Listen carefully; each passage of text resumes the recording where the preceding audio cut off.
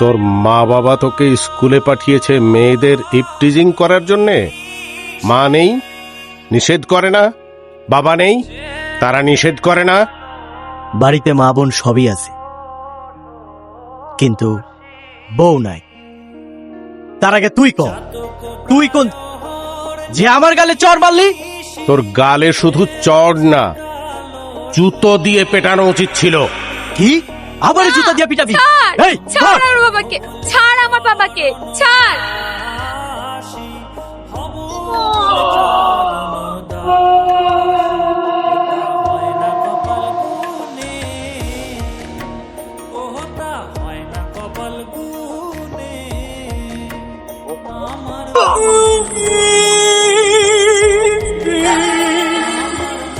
আমার বাপের গায়ে তুই হাত তুলছস? তোর এত বড় সাহস? আব্বা, আব্বা বাইরে হো।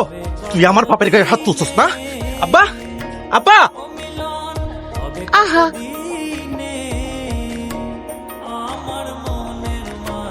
যা মাপ যা। যা, মাফ করে দিলাম। যা।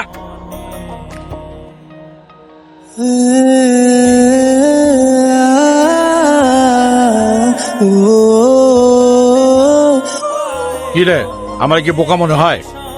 হ্যাঁ, আমার কি বোকা মনে হয়? এই বেটা, হোঁচট খেয়ে পড়লে কি চেয়ারের অবস্থা এরকম হয়? এই বেটা, তোকে মারছে কেটা এটা আমার ক। তোকে মারছে কে সেটা আমার ঠিক মতো ক, নাহলে খবর হচ্ছে কইলাম।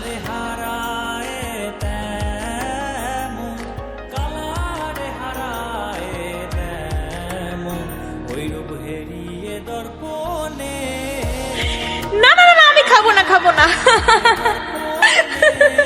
ফারজানা লক্ষ্মী বোন আমার, দুধটা খা, খা না বোন। তুমি আমার বোনের পিছে লাগছো কেন? কেন লাগছি তোমার বোন রে জিগাও। কি রে? আচ্ছা ভাইয়া, তুমি বলো না, আমি কি এখনো ছোট্ট খুকুমনি যে প্রতিদিন দুধ খেয়ে কলেজে যাব? ঠিকই তো বলছে, আমার বোন কি এখনো ছোট? আমার বোন কত বড় হয়ে গেছে, ও এখন কলেজে পড়ে। ও দুধ খাবে কেন? ও খাবে পিৎজা, বার্গার, পাস্তা, এইসব। কেন দুধ খেতে হবে সেটা বোঝার জন্য তোমারও প্রতিদিন 2 গ্লাস দুধ খাওয়া উচিত। দেখছিস তোর ভাবি আমাকে কিভাবে অপমান করলো? তোর যদি মনে হয় তোর ভাইয়াকে তোর ভাবি অপমান করেছে, তাহলে বোঝ ব্যাপারটা কি করতে হবে। বুঝছি বুঝছি, দাও তো। হ্যাঁ, দেখ দোস্ত, মন খারাপ করে বসে থাকিস না। হো সেইটাই, একটা থাপ্পড়ই তো মারছে। আরে বেটা, আমার বাপে যদি আমার 5টা থাপ্পড় দেয় তাও আমি মন খারাপ করি না। সেদিন তুই কি কইছিলি না যে তোর বাপের কাছে টাকা চেয়ে তোর বাপ শুধু তোরে ধমকায়? আরে ধুর বেটা, তোরা হুদাই গেঞ্জাম করতেছ। আরে আমি কি কইছি যে আমার বাপে আমার থাবর মারছে দেখে আমার মন খারাপ? ওই মামুনের এত বড় সাহস হয়ে গেছে, ও আমার জন্মদাতা বাপের গায়ে হাত তোলে। আরে ওরে যদি কাইটা টুকরা টুকরা করে গাঙ্গে ভাসাই দি না, তারপরও তো আমার রাগ কমবো না।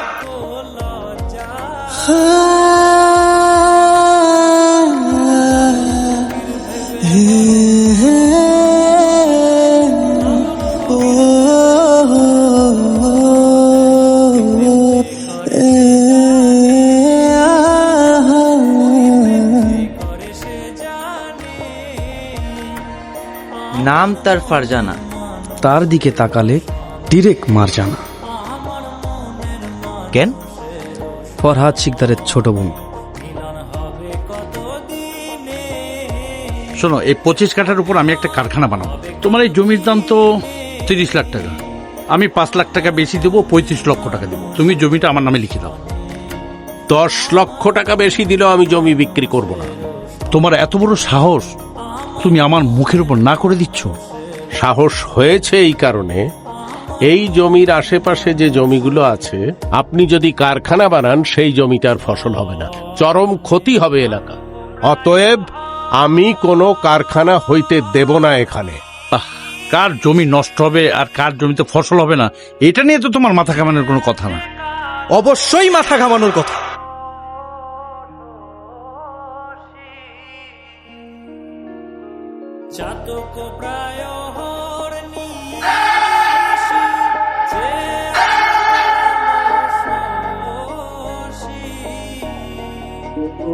আমি হব বলে চরণ দাসী, আমার বাপে যে বিষয় নিয়ে মাথা না ঘামায়, সেসব বিষয় নিয়ে আবার আমি মাথা ঘামাই। আমার বাপে যে হতো কইছে এই জমি বিক্রি হইব না, সুতরাং এই জমির আশেপাশে আমি রনি কাউরে ভিড়তে দিব না। তোর এত বড় সাহস, তুই আন্দাজ করতে পারতাছস তুই কার সামনে দাঁড়ায় কথা বলতেছস? শিকদার সাপ, ওই যে উপরে আল্লাহ, আর এই আল্লাহর জমিনে আমার বাপের পরে আমি কাউরে ভয় পাই না। আরে আপনি কি মনে করছেন আপনি এই জমিতে কারখানা বানাইবেন, গরিব কৃষক পেটের মধ্যে লাথি মারবেন, আর আমার বাপে আমরা সবাই বাইসা থাকতে তা হইতে দেব? কখনো না। তোর ব্যাপারটা আমার মাথায় থাকলো। তুই ভুলে যাস না আমার নাম শিকদার, এক পিস। চল। ঋতুর মা, এই দুটো সন্তানই তুমি গর্ভে ধারণ করে আমাকে দিয়েছ।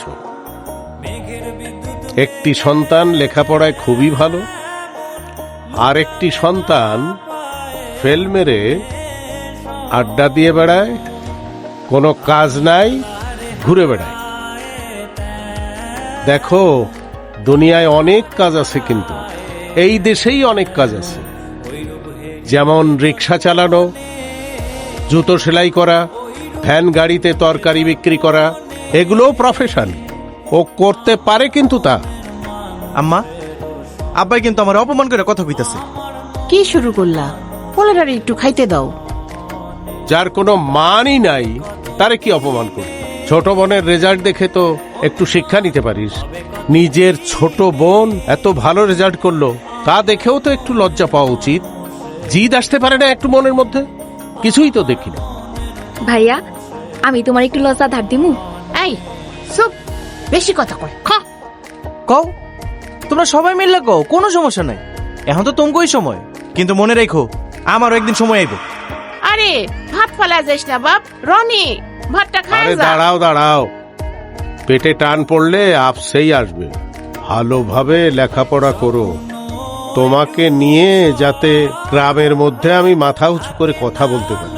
ভালো রেজাল্ট করলে ভালো চাকরি পাবে, ভালো ব্যবসা করতে পারবে, সেই দিকে খেয়াল রেখো। আর সাবধানে মোটরসাইকেল চালাবে, মোটরসাইকেলে কিন্তু অ্যাক্সিডেন্ট হয় খুব বেশি। আচ্ছা, ওকে, ঠিক আছে যাও। আব্বা।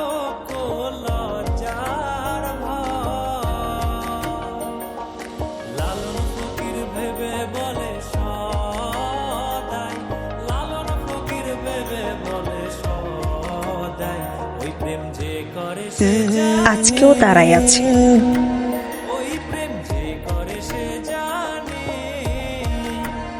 এইভাবে অচেনা অজানা একটা মানুষের পিছনে ঘুরঘুর করাটা বোকামি। আশেপাশের মানুষ যদি কাউরে পছন্দ করে, তাইলে তার বোঝা উচিত তার জীবনে সে কেমন মানুষ চায়।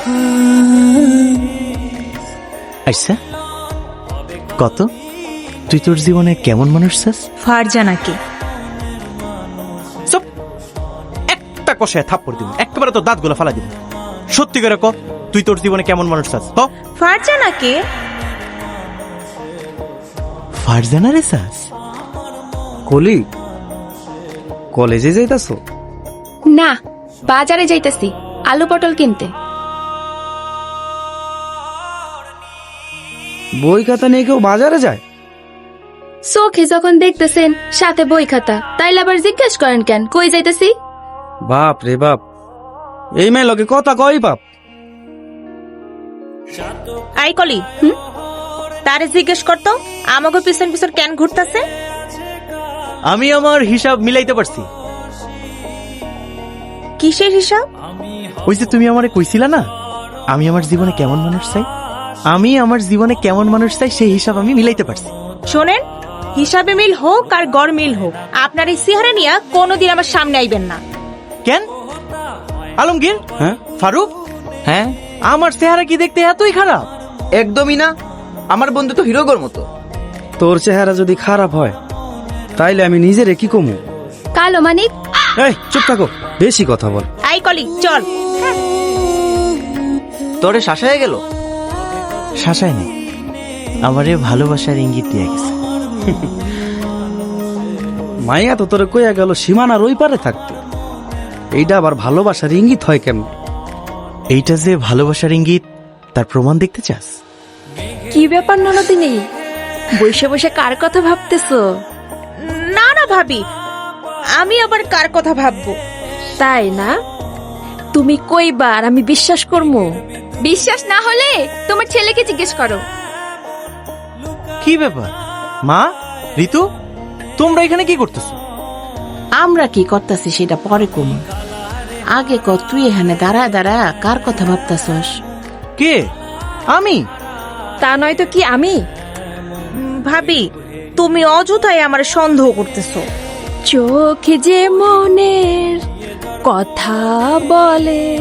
এই তুই তো আমারে পেটে ধরস নাই, আমি তোরে পেটে ধরছি। আমার কাছে কোনো কথা লুকায়া তো লাভ নাই বাবজান। বিপদে পড়লো তখন বইলো, ভাবি আমার একটু সাহায্য করো, তখন খুব সাহায্য করবো নি।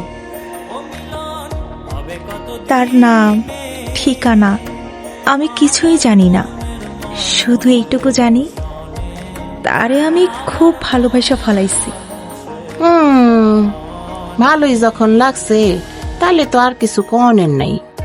তো মেয়ের নাম কি, বাপে মায়ের পরিচয় কি, বংশ কি, সবকিছু জানি না শুই না তুই আমারে জানাবি। আচ্ছা ঠিক আছে আম্মা। পাক্কা? আমি তোমারে সবকিছু জানাবো, পাক্কা। আমার সাথে আবার আপনার কিসের গুরুত্বপূর্ণ কথা? কলি, আমি আসলে আমার এই প্রেমের প্রস্তাব দেওয়া কোনো লাভ হইব না। আব্বাই আমার বিয়া ঠিক করে ফেলাইছে, পোলা সৌদি আরব থাকে। তাই নাকি?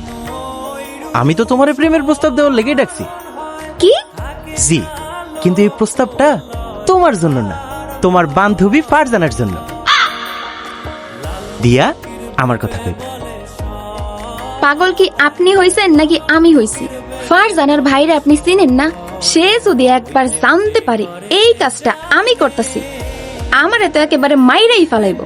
আর যদি তুমি এই কাজটা করতে না পারো, তাইলে তোমার বাবার কাছে যাই আলমগীর। এখন চিঠিটা দিয়া ভাগতো, তুই ভাইজানে ছিলস না, ভাইজান যদি জানতে পারে তাহলে কেলেঙ্কারি হয়ে যাইবো। তুই চিঠিটা দিয়া তাড়াতাড়ি ভাগ। যাইতে পারি, তবে একটা শর্ত আছে, এই চিঠিটা আমার সামনে পড়তে হইব। না, তোর সামনে চিঠি পড়া যাইব না। এই চিঠিতে কি লিখছে এইটা তোরে আমি পরে কম। এখন তুই যা তো।